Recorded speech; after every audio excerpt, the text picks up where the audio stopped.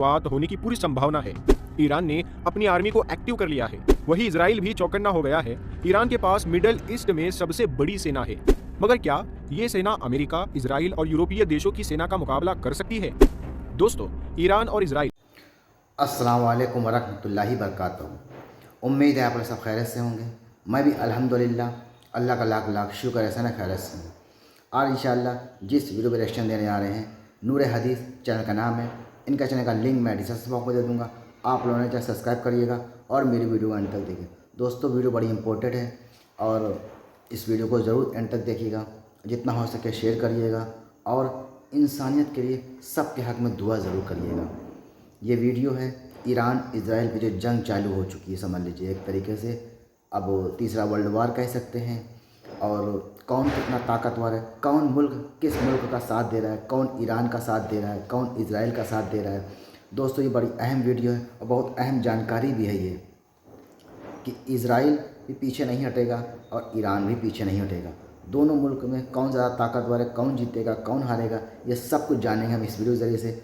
और ईरान का कौन कौन मुल्क साथ दे रहा है, इस तरह से इजराइल के कौन कौन मुल्क साथ दे रहे हैं। दोनों में आमने सामने का मुकाबला है। और वीडियो को आप लोग एंड तक देखिए और जितना हो सके इसको शेयर करिएगा। मेरे चैनल में जो भी हज़रात नए आते हैं वो सब्सक्राइब कर लिया करें और बेल आइकन ज़रूर दबाया करें, ताकि जैसे वीडियो अपलोड करूँ तो आप लोगों को नोटिफिकेशन मिल जाए।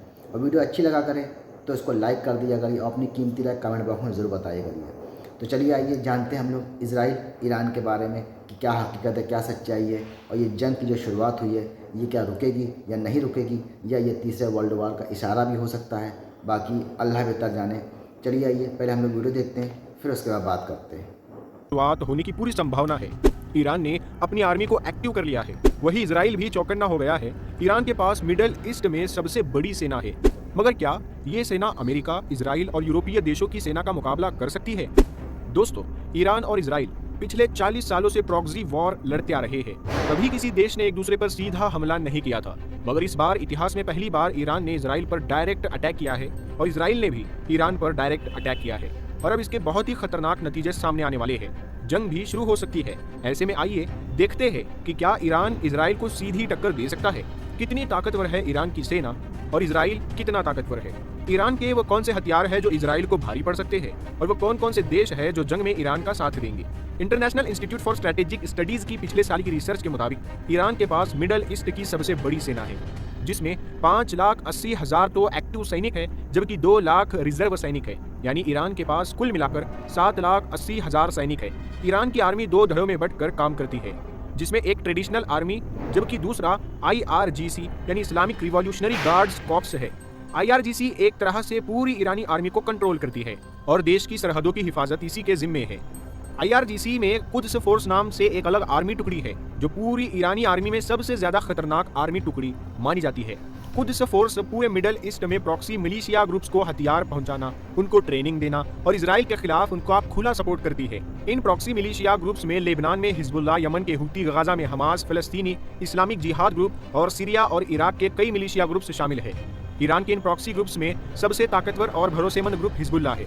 हिजबुल्लाह के पास 1 लाख से ज्यादा सैनिक है, जो हर माहौल में लड़ने के लिए तैयार रहते हैं, और 1 लाख से ज्यादा रॉकेट्स है, जो सिर्फ इजराइल को तबाह करने के लिए बनाए गए हैं। ईरान के सिर्फ एक इशारे पर हिजबुल्लाह इजराइल पर हमला कर सकता है। इसी वजह से इजराइल बिना वजह हिजबुल्लाह से पंगा नहीं लेता। ईरान भले ही दिखने में कमजोर मुल्क नजर आता हो, मगर उसकी स्ट्रेटेजी ने इजराइल की नींद उड़ा रखी है। इजराइल पूरे मिडल ईस्ट में 90% सिर्फ अकेले ईरान से डरता है, बाकी 10% में पूरे मुस्लिम मुल्क शामिल है। अमेरिका ने ईरान को कई तरह के प्रतिबंध लगाकर दबाया हुआ है।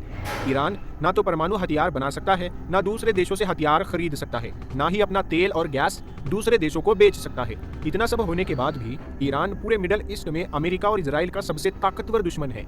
1980 के बाद जब ईरान में इस्लामिक क्रांति हुई तो ईरान पर शिया मेजोरिटी सरकार बनी और आयतुल्लाह खुमैनी ईरान के सुप्रीम लीडर बन गए। आयतुल्लाह खुमैनी ने आते ही अमेरिका और इजराइल को अपना सबसे बड़ा दुश्मन घोषित कर दिया।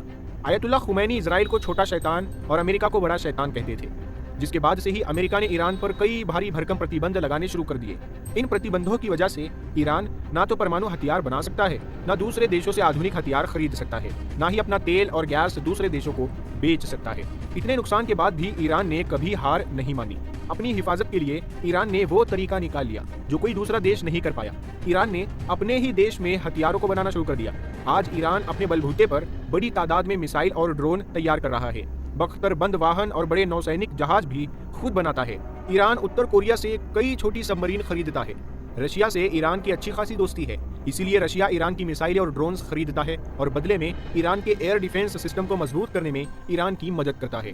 रशिया मिडल ईस्ट पर कंट्रोल रखने के लिए ईरान को कई तरह के आधुनिक हथियार और मॉडर्न टेक्नोलॉजी प्रोवाइड करवाता है। इसी तरह चीन भी ईरान को कई तरह के हथियार बेचता है। अगर आप ईरान को कमजोर मुल्क समझते हैं तो ये आपकी गलत फहमी है। आपको ये जानकर हैरानी होगी कि ईरान दुनिया की 14वीं सबसे बड़ी ताकतवर मिलिट्री पावर है, जबकि इजराइल 17वीं। ईरान के पास 551 मिलिट्री एयरक्राफ्ट है, जबकि इजराइल के पास 612 एयरक्राफ्ट है। ईरान की नेवी में 101 जहाज है, जबकि इजराइल के पास सिर्फ 67 जहाज है। नेचुरल रिसोर्सेज में ईरान इजराइल से बहुत आगे है। कच्चे तेल के मामले में ईरान दुनिया में 9वें स्थान पर है, जबकि इजराइल के पास ऐसा कोई रिसोर्स ही नहीं है। ईरान की सबसे बड़ी ताकत उसकी मिसाइलें हैं।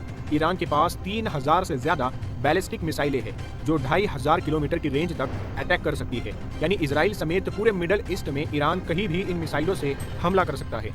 ईरानी वायुसेना के पास 780 लड़ाकू विमान है, F-5B jet plane, 60 F-5E tiger second, 108 जमीनी हमले वाले विमान, समुद्री हेलीकॉप्टर, 1500 से ज्यादा टैंक, 7000 तोपे, 200 गश्ती नाव, 21 युद्धपोत, इन जैसे बहुत सारे हथियार ईरान के पास मौजूद है।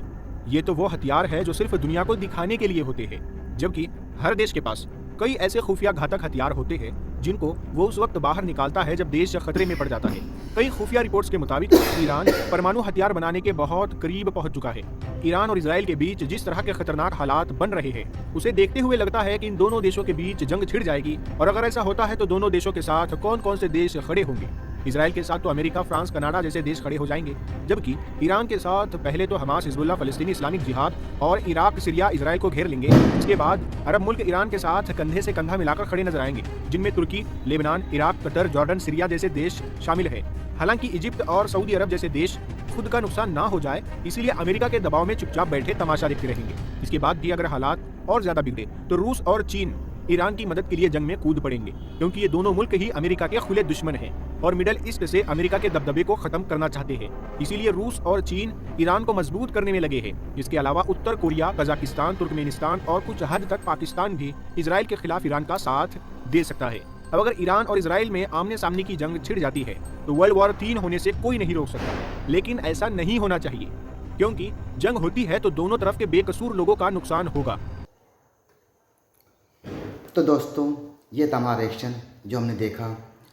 ये दोनों मुल्कों में जंग चालू है, इसका अंजाम क्या होगा अल्लाह बेहतर जाने। तीसरा वर्ल्ड वॉर की शुरुआत हो सकती है, ये भी अल्लाह बेहतर जाने। दूसरी बात, जंग किसी भी मुल्क में किसी से भी हो, नुकसान सबसे ज़्यादा अवाम का होता है। जो अवाम रहती है, चाहे वो दुश्मन हो, चाहे अपने हो, चाहे पराए हो, चाहे गैर हो। मतलब कहते ना कि गरीब आदमी हमेशा पिसता है। दो मुल्कों की लड़ाई में या दो लोगों की लड़ाई में या किसी भी टॉपिक पे आप देख सकते हैं, किसी भी चीज़ में हमेशा दो लड़ते हैं और नुकसान नीचे वालों का ही होता है। जो वहाँ की आवाम होती है, जनता होती है, उनका नुकसान होता है।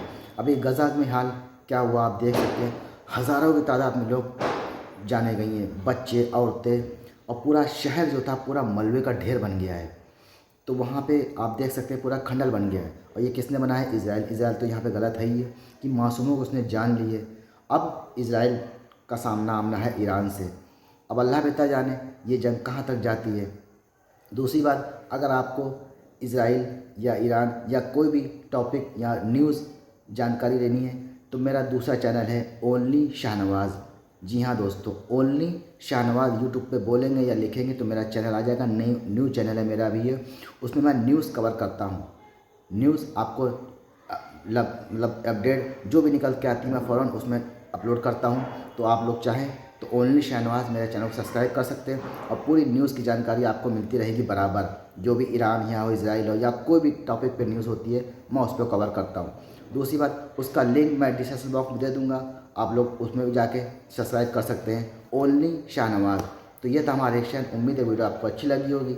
अच्छी लगी हो तो शेयर जरूर करिएगा। दूसरी बात, दुआ ज़रूर करिएगा, हर मुल्क के लिए दुआ करिए, पूरी इंसानियत के लिए दुआ करिए और पूरी उम्मत मुस्लिमा के लिए दुआ करिए। हमारे मुल्क हिंदुस्तान के लिए भी दुआ करिए कि सब अमन अमान खैर से ज़िंदगी चले जैसे भाईचारे के साथ चल रही है। तो मिलते हैं नेक्स्ट वीडियो में, तब तक के लिए अस्सलाम वालेकुम वरहमतुल्लाहि व बरकातहू।